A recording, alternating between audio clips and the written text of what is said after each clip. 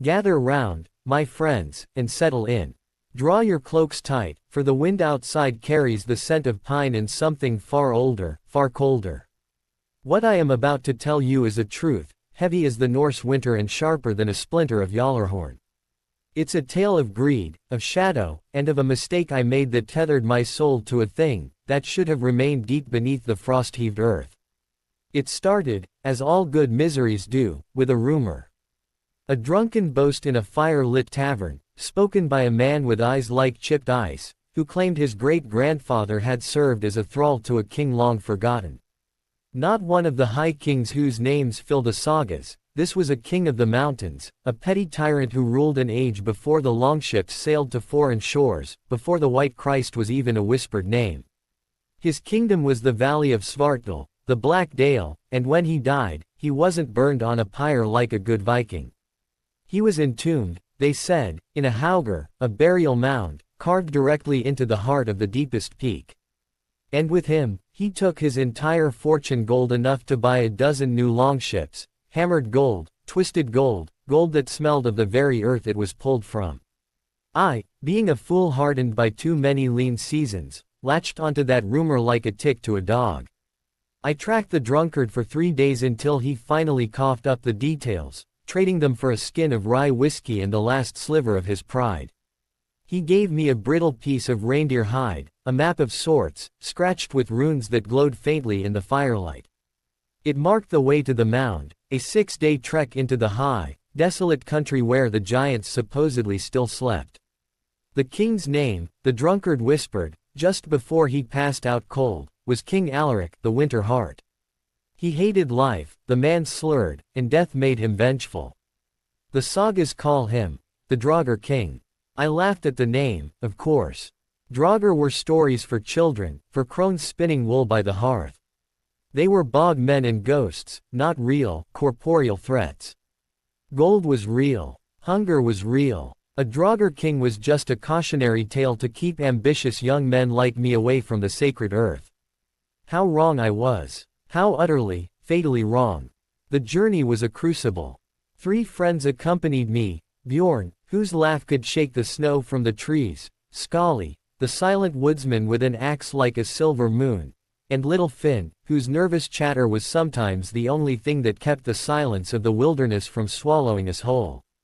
By the 3rd day, Bjorn was gone, lost in a sudden, blinding whiteout that smelled of sulfur, leaving no tracks, no body, just the echo of a scream that seemed to be pulled back down into the snow. We didn't talk about it. Fear, I learned, is a muscle. You use it enough, and it becomes quiet and efficient. The haugr was exactly where the map promised. Not a mound of piled earth, but a natural chimney, a fissure in the black basalt of the mountain face, capped by a single, monolithic stone engraved with a single, colossal rune, a stylized representation of the world serpent, Jormungandr, coiled around the entrance. It was a seal, a warning, and a promise of unimaginable power. We worked for 2 days to move the stone. The cold was a living thing, draining the heat and strength from our bodies, freezing the very marrow in our bones. Finn was utterly broken by it, weeping silently into his mittens, his resolve crumbling like old parchment.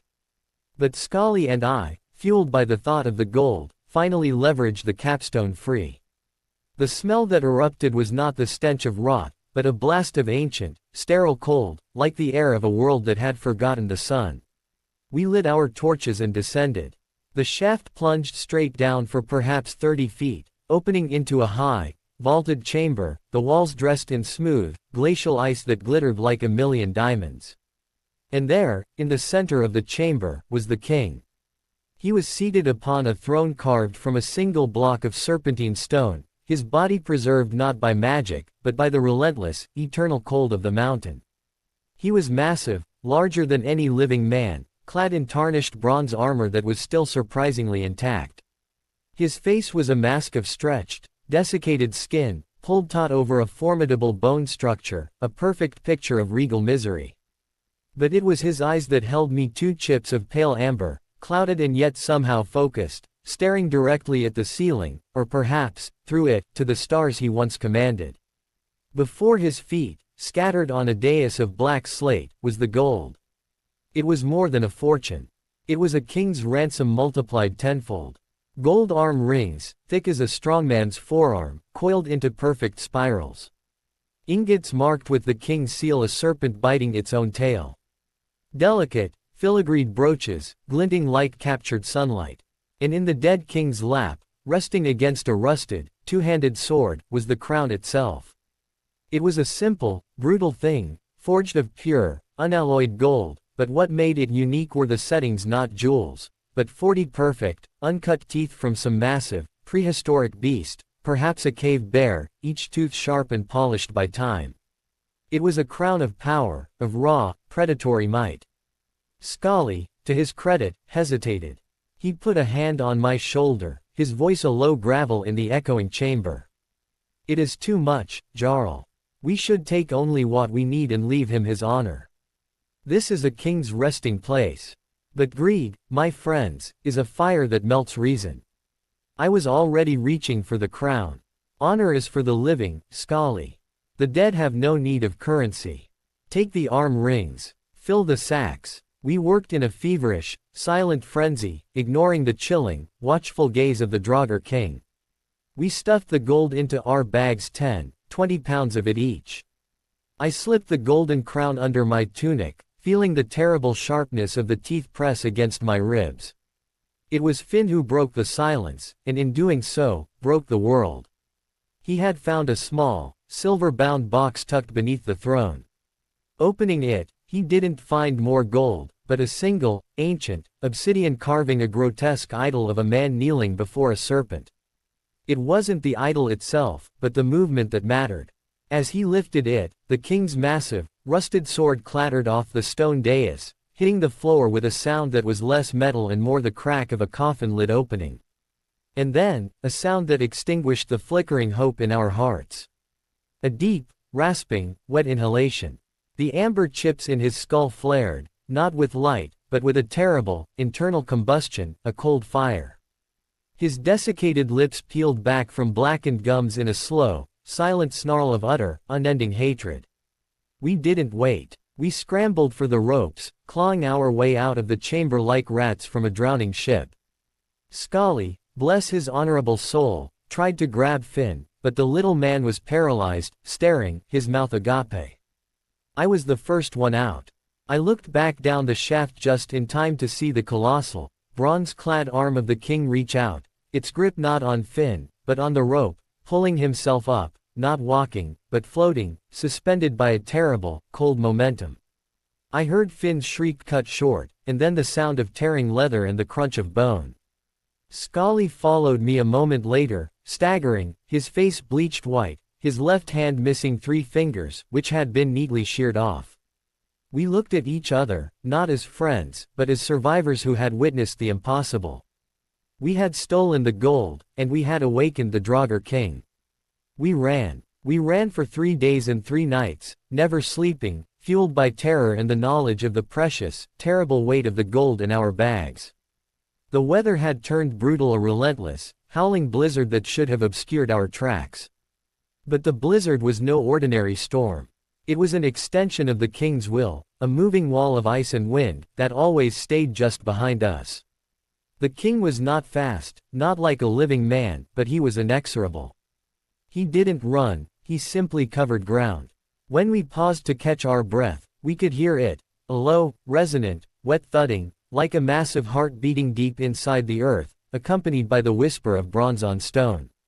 He was coming. On the second night, Scully, who had borne the worst of the injury, collapsed. His hand had turned black, not from infection, but from an unnatural frostbite. His eyes were wide with a comprehension I didn't yet possess. He does not need to catch us, Scully croaked, pointing with his maimed hand at my chest, where the crown was hidden. He needs only his property. The land is his. I watched, horrified, as Scully's skin began to grow translucent, his veins filling with a faint, silvery blue light. He wasn't dying, he was becoming frozen. A silent scream escaped his lips, and then, with a sound like shattering glass, he stopped moving, his eyes locked in an eternal plea. He had become a part of the Winterheart's domain, a new, gruesome decoration on the ancient landscape. I left him there. I had to. The horror of that choice is something I carry heavier than any gold. I ran alone now, driven by the cold fear that had usurped my own blood. I discarded most of the gold, tossing the heavy ingots into freezing streams, trying to lighten my load, to outrun the king's relentless pace. But I could not discard the crown. It felt cemented to my ribs, a furnace of icy energy that kept me moving, yet simultaneously chilled me to the core. On the fourth day, I finally reached the outskirts of civilization, the high pastures leading down to the valley where my village lay. I looked back, and through the driving snow, I saw it a shape of immense, rusted metal and shadow, standing motionless on a distant crag, silhouetted against the bruised purple sky. He was not following me. He was watching me. He knew where I was going. My village, Vindham Wind's home, was a welcome sight, a cluster of thatched roofs and smoke-wreathed hearths. I staggered into my own home, falling through the door, my mother shrieking at the sight of me, filthy, half-frozen, and raving. I poured the last of the gold I managed to keep, a few scattered arm rings and coins, onto the table, babbling about Alaric and the mountain and the need to leave, now. My father, a practical, stoic man, looked at the meager pile of gold and then at my wild eyes. He did not believe a word about the Draugr king. He believed the wilderness had broken my mind, that I had murdered my friends and invented a monster to justify my cowardice. But he was a father, and he would not abandon his son. "We will leave at dawn, Jarl," he said, taking the gold and securing it. "For now, you will eat, you will drink, and you will sleep." But there was no sleep for me. I lay in my bed, listening to the familiar sounds of the house, the crackle of the fire, the ticking of the clock, the snoring of my father. Yet, underneath it all, I heard a new sound, a sound that did not belong in a human dwelling.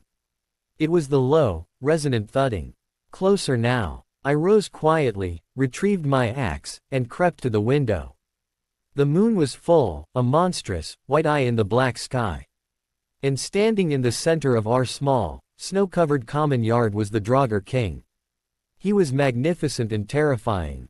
The bronze armor gleamed under the moonlight, the ancient rust now seeming to move, like a skin of crawling vermin. The king was taller than the tallest tree, his presence leaching the warmth from the very air, so that the smoke from our chimneys immediately froze and fell back as dust. The snow around his heavy, bronze boots sizzled, not melting, but being instantly flash-frozen into perfect, brittle crystals. He stood before my house, his arm extended, his large, amber eyes fixed on the small, square window of my room. He did not move, did not speak, yet the air was thick with his demand. He had followed the gold. He had followed the crown. My father was a light sleeper. He was at my side immediately, seeing the shape in the yard, his pragmatism finally shattering against the impossible reality. "What is that thing?" he whispered, his voice trembling. "The king," I said, my voice dry. "Alaric. He wants his gold. He wants the crown." The king took his first step, and the ground shook. The small, wooden chapel across the yard groaned and then imploded, the structural beams snapping like dry twigs, crushed by the sudden, localized increase in cold. There was no time for heroics. I knew then that I could not fight him. He was not a man, he was a catastrophe, a walking piece of the Ice Age, and his life force was powered by the terrible energy of the gold. I ripped my tunic open, pulling out the crown. The 40 beast teeth seemed to writhe in the moonlight. As I held it, a sudden, powerful realization hit me. The king didn't just want the crown back, the crown was a piece of him. It was what had anchored his restless spirit to this world. "Give it to him, Jarl," my father yelled, grabbing my arm. "Throw it, and let us flee." But I saw the truth. To simply return the crown would be to empower him fully, to confirm his victory. I had to destroy his power, or at least break its focus. Holding the crown high, I ran out of the house, heedless of the cold, heedless of my father's desperate cries. I ran toward the king, a final, reckless act of desperation. I stopped 10 feet from him. The Draugr king tilted his head, an ancient, mocking gesture. His hand, as big as a shield, slowly curled, waiting for me to place the treasure into his palm. I didn't. Instead, I brought the small, heavy axe down with all my strength, not on the king, but on the crown itself. The gold was tougher than any metal I had ever encountered, forged with ancient magic and earth power. My axe merely glanced off the golden band, but it struck one of the largest teeth, a colossal molar, and sheared it clean off. The result was cataclysmic. A sound like 1,000 simultaneous lightning strikes tore through the night. The Draugr king did not scream, but an immense, visible shockwave of blue-white energy exploded from his form, tossing me backward like a ragdoll. The king staggered, the first sign of weakness he had ever shown, his massive bronze frame trembling. He raised his hand to the missing tooth, and a low, guttural roar finally erupted from his throat, a sound of absolute pain and primordial fury. I saw my chance. Lying on the ground, I saw the missing tooth lying bright against the snow. I rolled, snatched it up, and ran in the opposite direction, putting my last remaining strength into a headlong flight toward the woods. I never looked back. I ran until the village lights were gone, until the scent of pine was replaced by the acrid, metallic tang of the king's wrath. When I finally collapsed, utterly spent, I was miles away, clutching the single, perfect, sharp tooth of the ancient beast. I don't know what happened to my father. I don't know what happened to Vindham. The stories I hear now, the whispers in taverns, the travelers' tales speak only of a valley that suddenly became unnaturally cold, a place where the snow never melts, and the wind carries the silent, metallic clatter of heavy boots. The Draugr king did not retreat to his Hauger. He made my home his new resting place. I am a wealthy man now, of a sort. I still carry a handful of the king's twisted gold, enough to buy my silence and my anonymity in any town. But that is not my true wealth. My true wealth is the tooth. I keep it locked away, hidden beneath the floorboards of the shack where I now live. It is an artifact of pure, focused malice, and whenever I touch it, I feel the residual cold of King Alaric's touch. And this, my friends, is where the story becomes truly unique. This is where I reveal my life as the Draugr king's accidental heir. You see, the king did not follow me home because he wanted to punish me. He followed me home because I had become, through my theft and the act of striking his crown, a part of his collection. He did not want to kill me. He wanted to claim me. I have not seen him since that night, but I hear him every day. I hear the constant, low, bass thrumming in the distance. It is not the sound of his footsteps anymore. It is the sound of my own heart, which, since that night, has beaten with a strange, unnatural cold. The crown's missing tooth, the one I carry, acts as a permanent lure, a compass that always points to me. He has not returned, but he is waiting. He knows that gold always leads to more gold. He knows that the cold always seeks the warmest place. I am not merely telling you a story of a treasure hunt gone wrong. I am confessing my life is a living countdown. I live out here, alone, in the wilderness, because if I return to the comfort of the villages, I will lead the winter heart directly to them. I stole the gold, yes. But I broke the crown, and the Draugr king followed me home. Now, I am forever running from the one thing he wants more than his treasure, the vessel that holds the missing piece. So, you see, the gold was merely the bait. The true, terrible treasure of King Alaric, the Draugr king, is me.